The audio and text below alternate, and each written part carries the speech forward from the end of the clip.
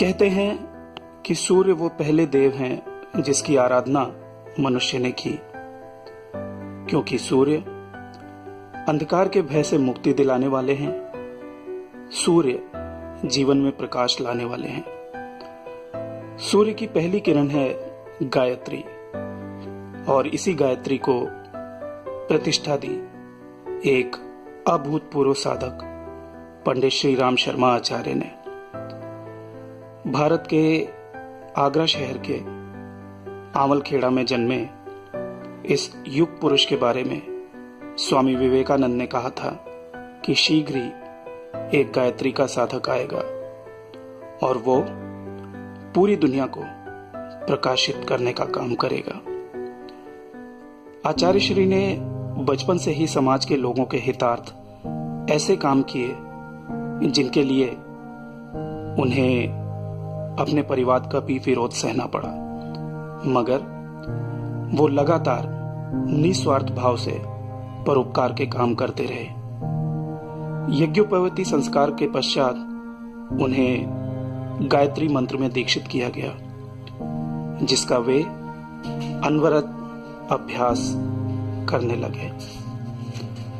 हिमालय के प्रति ऐसा आकर्षण था उनके मन में कि बाल्यावस्था में ही उन्होंने हिमालय जाने के लिए घर छोड़ दिया, परंतु घर वालों का इसका भान हो गया और आचार्य जी हिमालय जाने में कामयाब ना हो सके। शायद अभी वहां पहुंचने का उनका वक्त नहीं आया था। 15 साल की उम्र में उनके जीवन में एक ऐसी आध्यात्मिक घटना घटी जिससे न सिर्फ उनका आध्यात्मिक परिवर्तन हुआ, बल्कि स्वयं से साक्षात्कार भी हुआ और एक ऐसी नींव रख दी गई जिसने संपूर्ण जगत को आलोकित करने का काम किया। वे अपने साधना कक्ष में बैठकर ध्यान कर रहे थे, तभी उन्हें अपने सामने जल रहे दिए से स्वर्णिम प्रकाश आता दिखाई दिया, जो कि वृहद होता चला गया और पूरे साधना कक्ष को अपने आगोश में ले लिया। उसी प्रकाश में उन्हें एक छवि दिखाई दी। पहले तो उन्हें लगा कि ये उनके मन का वहम है और उन्होंने फिर से आंखें मलकर देखा, परंतु अब संशय के लिए कोई स्थान ना बचा था। नमस्कार दोस्तों, मेरा नाम है रवि। आपका स्वागत है हमारे चैनल आयाम पर। सिद्धों की परंपरा में आज हम बात करेंगे वेद मूर्ति तपोनिष्ठ युग ऋषि पंडित श्री राम शर्मा आचार्य की। ध्यान के समय जो आकृति उन्होंने देखी वह अपने सूक्ष्म शरीर के माध्यम से वहां उपस्थित थी, और ये कोई और नहीं बल्कि वे आचार्य जी के पिछले कई जन्मों के गुरु और गायत्री परिवार के परम गुरु सर्वेशानंद जी थे। उन्होंने आचार्य जी को अपना परिचय दिया और बताया कि वे पिछले कई जन्मों से आचार्य जी की आध्यात्मिक यात्रा में सहायता कर रहे हैं।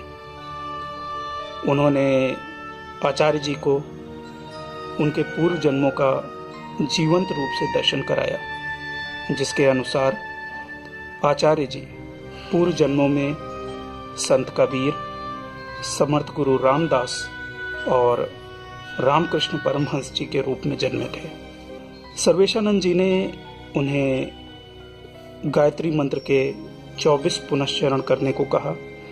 साथ ही उन्हें यह भी बताया कि उनकी पत्नी अधिक समय तक उनके साथ नहीं रहेगी, और ऐसा हुआ भी, क्योंकि उनकी पत्नी का निधन हो गया और तत्पश्चात उन्होंने दूसरा विवाह माता भगवती देवी के साथ किया, जो कि जीवन पर्यंत उनके साथ रही और गायत्री परिवार के विस्तार में महत्वपूर्ण योगदान दिया।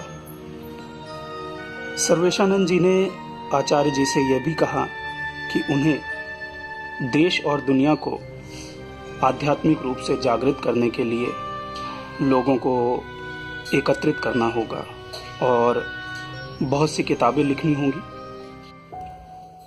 विदित हो कि आचार्य जी ने अपने जीवन में 3000 से अधिक पुस्तकें लिखी और 1960 के दशक तक 4 वेद, 108 उपनिषद, 18 पुराण, योग वशिष्ठ आदि का हिंदी में अनुवादन कर दिया था और उसे सर्वसुलभ बनाया। ध्यान के वक्त हुए इस अनुभव के पश्चात उन्होंने अनवरत कठिन परिश्रम किया और गायत्री की साधना को पूरी दुनिया तक पहुंचाया।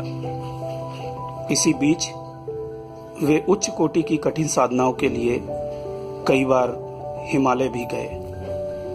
उन्होंने गायत्री के 24 पुनश्चरण भी किए और वे सारे कार्य किए जिससे गायत्री की साधना सर्वसुलभ हुई, घर घर तक पहुंची। वैसे तो आचार्य जी चमत्कार दिखाने की बात नहीं करते थे, परंतु उनके शरीर छोड़ने के पश्चात भी बहुत से लोगों को उनकी सशरीर उपस्थिति का जीवंत अनुभव हुआ और गायत्री के न जाने कितने ही साधकों को जीवन में चमत्कारों की सजीव अनुभूति हुई। आचार्य जी के विषय में जो अन्य बातें प्रचलित हैं वो कुछ इस प्रकार से हैं। गायत्री परिवार की स्थापना करने के पश्चात उन्होंने अपनी सारी मटेरियल बिलोंगिंग्स का परित्याग कर दिया।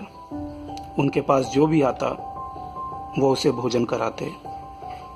उन्होंने मंदिर में कभी भी दान पात्र नहीं रखा क्योंकि वे ऐसा करने के विरोध में थे, मगर फिर भी बिना किसी निश्चित आय के वे लोगों को भोजन कराते रहे।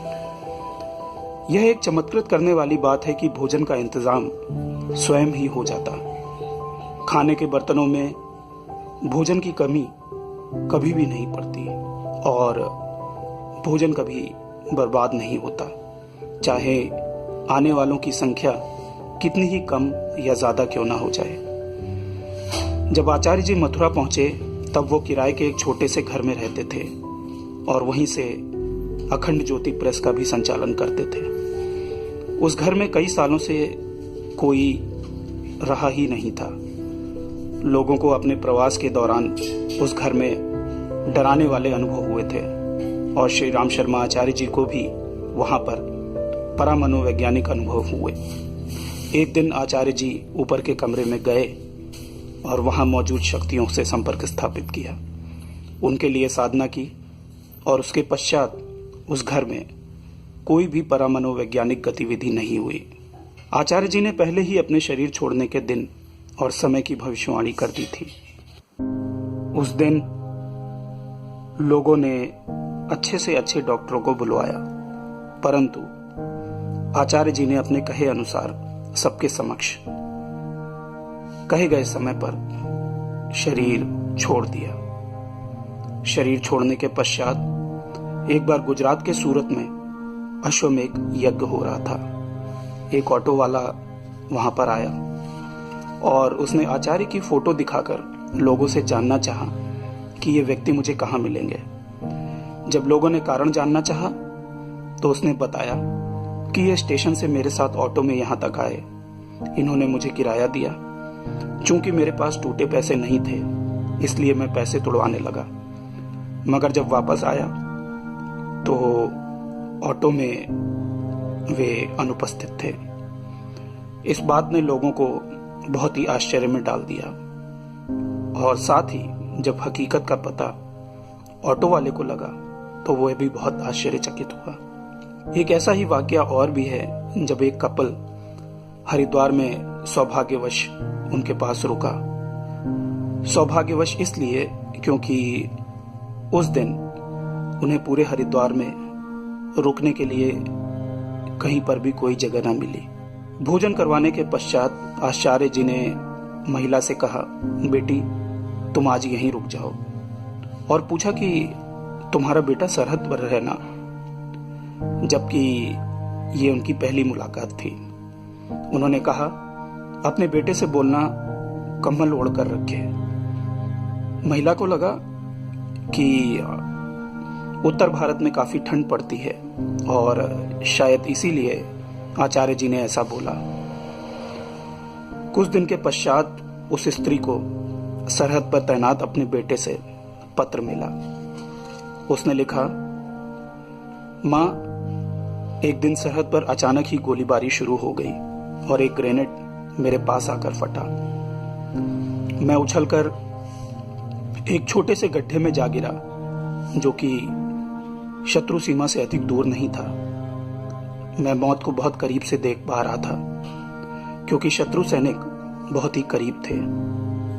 उस समय मुझे लगा कि किसी ने मुझे काले कंबल से ढक दिया है और लगातार नीचे दबा रहा है, और यही कारण था कि मैं ऐसे हादसे के बावजूद भी जीवित बच सका। दोस्तों, गायत्री की साधना को घर घर पहुंचाने के लिए आचार्य जी ने जो कार्य किए, उससे उनके उच्च कोटि के सांसारिक एवं आध्यात्मिक व्यक्तित्व का परिचय मिलता है, और साथ ही यह भी पता चलता है कि गुरु द्वारा बताए गए मार्ग का जो भी सच्चे दिल से, पूर्ण विश्वास से अनुसरण करता है, वह एक दिन निश्चित रूप से आध्यात्मिक और सांसारिक जीवन में ध्वज लहराता है। गुरु सिर्फ एक व्यक्ति नहीं होता, बल्कि एक पद होता है, और यदि आप इस पद पर पूर्ण विश्वास से अपने आध्यात्मिक मार्ग का अनुसरण करते हैं तो संसार की समस्त शक्तियां और गुरु सत्ता उस पद की गरिमा बनाए रखने के लिए आपकी सहायता करती है। यानी कि आखिर में ये आपके अपने विश्वास, धैर्य और समर्पण की परीक्षा है, और इसमें सफल होने वाला निश्चित तौर पर परम उपलब्धि को प्राप्त होता है। और शायद इसीलिए कहा गया है, गुरुर ब्रह्मा गुरुर विष्णु गुरुर्देवो महेश्वराय गुरुर साक्षात परम ब्रह्म तस्मै श्री गुरुवे नमः। महाशक्ति आपकी रक्षा करें, आपके जीवन में शुभता हो, ऐसी मेरी ईश्वर से प्रार्थना है।